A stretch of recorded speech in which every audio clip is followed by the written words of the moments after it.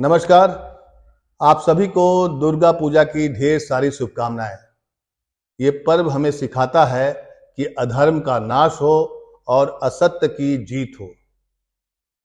दुर्गा पूजा में हम सब यही सीखते हैं, यही समझते हैं और यही सदियों से चला होता आ रहा है। लेकिन कभी कभी ऐसा लगता है कि आज की मीडिया और आज की जो राजनीति हो रही है उसको देख कर ऐसा लगता है कि असत्य ही सत्य हो गया है और सत्य का कहीं कोई अता पता नहीं है।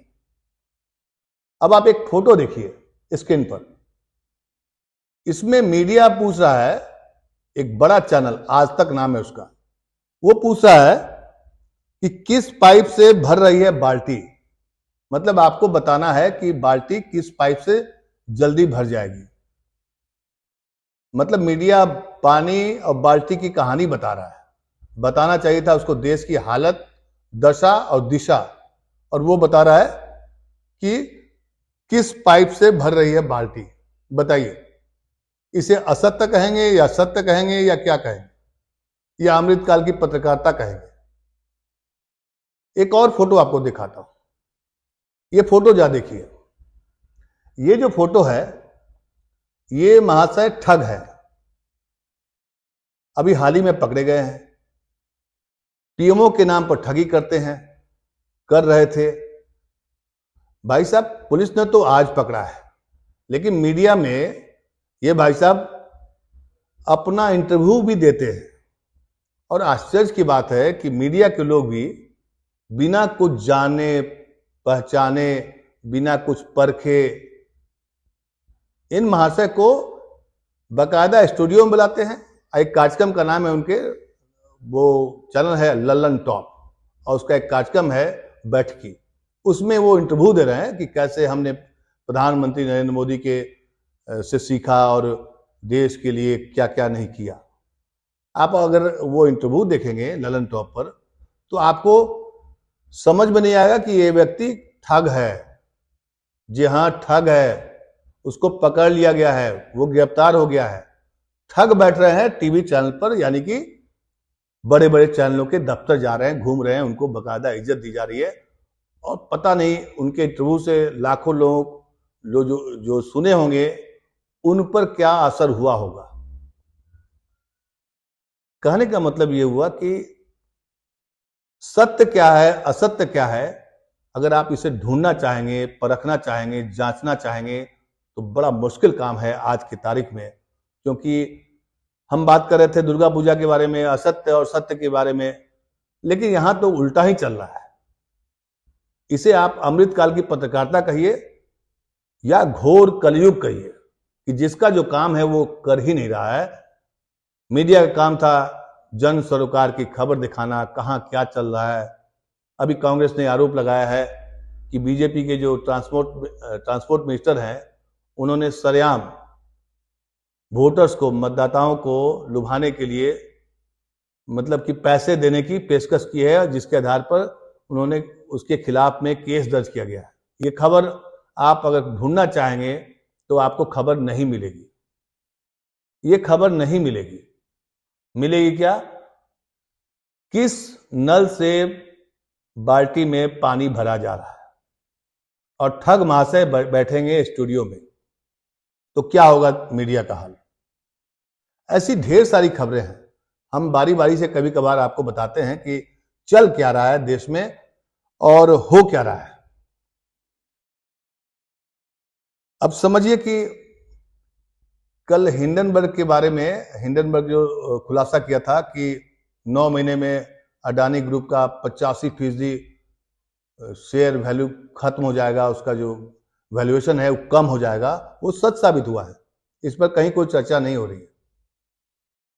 बीजेपी और कांग्रेस के दफ्तरों में टिकट की मारामारी के लिए लोग प्रदर्शन कर रहे हैं, वहां पर कपड़े फाड़ रहे हैं, दफ्तर तोड़ रहे हैं। ये खबर पर न बहस होगी, न चर्चा होगी, न बताया जाएगा कि कहां किस पार्टी में ज्यादा गड़बड़ है। टिकट वितरण को लेकर के पार्टियों के अंदर में बवाल मचा हुआ है। तो आपको यह बताना चाहिए था ना कि भाई किस पार्टी में सबसे ज्यादा बवाल मचा हुआ है। लेकिन नहीं, ये खबरें आपको नहीं मिलेगी। खबर मिलेगी।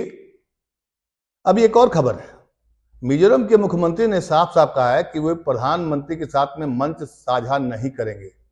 साझा करने से उनके वोट कम हो जाएंगे। जनता में उनको लेकर काफी आक्रोश है, क्योंकि वो मिजोरम के मुख्यमंत्री हैं और मणिपुर बगल में स्टेट है, और मिजोरम में भी चुनाव होने वाले हैं। 7 दिसंबर को चुनाव होंगे वहां पर। सोचिए कि एक मुख्यमंत्री प्रधानमंत्री के साथ मंच साझा इसलिए नहीं कर रहा है क्योंकि उन्होंने मणिपुर की समस्या का सही समय पर समाधान नहीं किया, और मणिपुर के लोग काफी आक्रोश में हैं, और उसका सीधा प्रभाव मिजोरम के चुनाव पर पड़ेगा। है तो ये पॉलिटिकल खबर, लेकिन मुख्यमंत्री ये कहे कि वो प्रधानमंत्री के साथ मंच साझा नहीं करेंगे, तो इस खबर की जांच होनी चाहिए थी। मीडिया के जरिए इसको पूछना चाहिए था मुख्यमंत्री से कि ये कैसे आप कर सकते हैं कि प्रधानमंत्री आपके शहर में आएंगे, आपके राज्य में आएंगे और आप नहीं बैठेंगे। फिर प्रधानमंत्री या बीजेपी से पूछा जाना चाहिए, लेकिन ये सब खबरें आपको दिखाई नहीं पड़ेगी, बताई नहीं जाएंगी। और क्या बताया जाएगा कि बाल्टी में किस नल से पानी भरेगा। अभी मैं देख रहा था, खबर तलाश कर रहा था आज तक की वेबसाइट पर या बाकी वेबसाइट्स पर, बाकी जितने भी चैनल आप देख लीजिए, जितने भी आप अखबार देख लीजिए, उनकी वेबसाइट पर जाइए, उनको खबर देखिए, पहले पेज पर क्या खबरें आती है। एक भी जन सरोकार की खबर आपको नहीं मिलेगी। हमास, इजराइल, फिलिस्तीन, शादी में बच्चा पैदा हो गया तो खुशियां हो गई, तो फलाना हो गया, ठिकाना हो गया।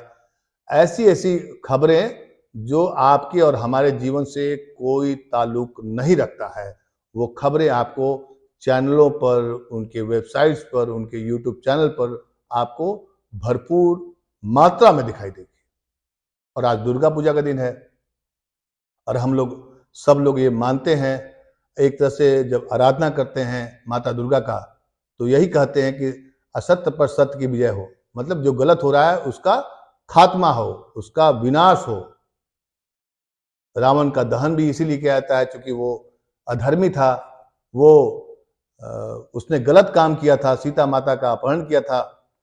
कहने का मतलब यह है कि आज का पावन दिन है, और मैं इस पावन दिन पर भी मीडिया के कुछ खबरों के बारे में बताया आपको कि कैसे वहां पर असत्य खबरों को प्रमुखता दी जा रही है। ऐसी खबरों को बताई जाती है, ऐसी खबरों को लाई जाती है जिनसे किसी का कोई सरोकार नहीं है। अब पूछेंगे कि भाई किसी पॉलिटिकल पार्टी का सरोकार तो होगा, जरूर होगा। तो आप पन्ने खुद पलटिए, आप उनके वेबसाइट देखिए, उनके चैनल देखिए, आप खुद तय कर पाएंगे कि देश में चल क्या रहा है, महंगाई क्या है, बेरोजगारी क्या है, या बाकी मुद्दे क्या है। बाकी राज्यों में अगर कोई कैंडिडेट चुनाव लड़ने जाता है तो उसका कितना विरोध हो रहा है, बीजेपी अपने सांसदों और केंद्र के मंत्रियों को क्यों उतार रही है, कहीं कोई सवाल नहीं उठ रहा है। ये पहली बार ऐसा हो रहा है कि कोई केंद्र का मंत्री विधानसभा का मतलब विधायक का चुनाव लड़ रहा है और कहीं कोई चर्चा नहीं।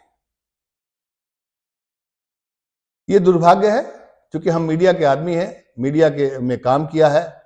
हम लोग जन सरोकार की जो मीडिया होती थी एक जमाने में, तब भी मीडिया के कुछ लोग सत्ता के दलाल हुआ करते थे, लेकिन उनकी मात्रा बहुत कम थी।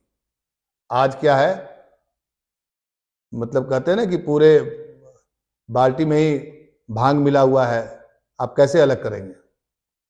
लेकिन जब देश का चौथा स्तंभ इस तरह काम करेगा तो हमारा दायित्व बनता है कि हम आपको बताएं, और मीडिया के बारे में, उन खबरों के बारे में बताएं कि जिन खबरों को प्रमुखता नहीं दी जा रही है। जैसे एक मंत्री खुलेआम वोटरों को लुभा रहा है, जो कि चुनाव आचार संहिता लागू होने के बाद आप नहीं कह सकते हैं, और आपके खिलाफ केस हो गया है एक पॉलिटिकल पार्टी के शिकायत पर, लेकिन ये खबर आपको नहीं मालूम होगी क्योंकि वो सत्ताधारी पार्टी से जुड़ा हुआ है। इसका तो अर्थ यही होगा ना। कोई भी आदमी समझ सकता है कि आखिर ऐसी क्या बात है कि इन खबरों को नहीं दिखाया जा रहा है। खैर, हमारा काम है मीडिया में जो खबरें नहीं दिखाई जाती है वो आपको बताना। तो हम आपको बता रहे हैं कि मध्य प्रदेश में एक मंत्री जो अभी राज्य सरकार में है, ट्रांसपोर्ट मिनिस्टर हैं, उनके खिलाफ चुनाव आयोग में शिकायत की गई है, उनके खिलाफ केस दर्ज हो गया है। अब क्या होगा आगे कार्रवाई वो भी बताएंगे, अगर कुछ कार्रवाई हुई तो। तब तक आप हमारे इस विश्लेषण को देखिए और चैनलों के वेबसाइट्स पर और उनके सोशल मीडिया पोस्ट को खंगालिए। वहां आपको क्या लगता है, क्या मिलता है, क्या दिखता है, वो भी हमें कमेंट के जरिए जरूर बताइए। नमस्कार।